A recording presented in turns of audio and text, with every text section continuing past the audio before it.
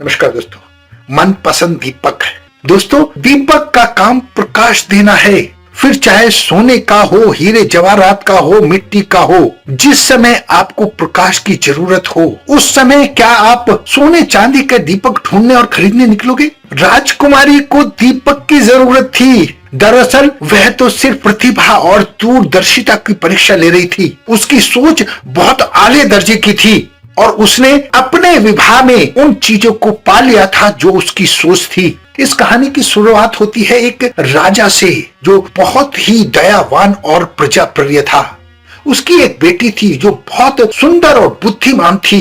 राजकुमारी बड़ी हुई तो हर पिता की तरह उस राजा को भी अपनी बेटी के विवाह की चिंता सताने लगी। राजकुमारी के लिए वर ढूंढने से पहले राजा ने यह निश्चय किया कि अपनी बेटी राजकुमारी की राय जान ली जाए।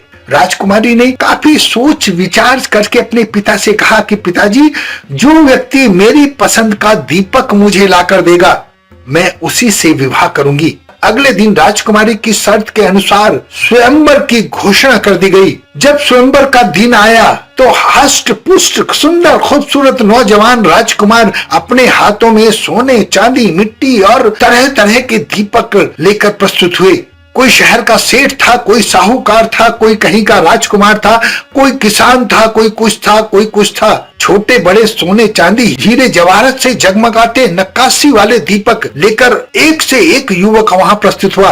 राजकुमारी सबको देखती रही।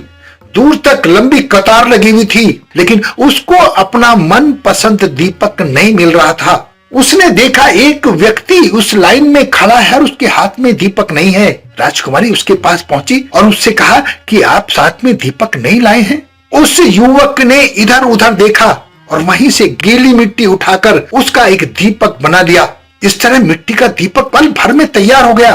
राजकुमारी ने मुस्कुराकर वरमाला उस व्यक्ति के गले में डाल दी। दोस्तों, दीपक का काम प्रकाश देना है, फिर चाहे सोने का हो, हीरे जवाहरात का हो, मिट्टी का हो। जिस समय आपको प्रकाश की जरूरत हो उस समय क्या आप सोने चांदी के दीपक ढूंढने और खरीदने निकलोगे? राजकुमारी को दीपक की जरूरत थी। दरअसल वह तो सिर्फ प्रतिभा और दूरदर्शिता की परीक्षा ले रही थी। उसकी सोच बहुत आले दर्जे की थी और उसने अपने विवाह में उन चीजों को पा लिया था जो उसकी सोच थी।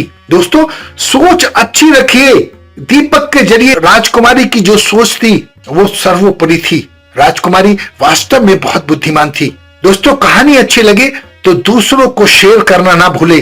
कहानी हमें बहुत कुछ सिखाती है। इस कहानी को बार बार देखिए और समझने की कोशिश कीजिए। अपना बहुत ध्यान रखें, हंसते रहें, मुस्कुराते रहें, खुश रहें। धन्यवाद।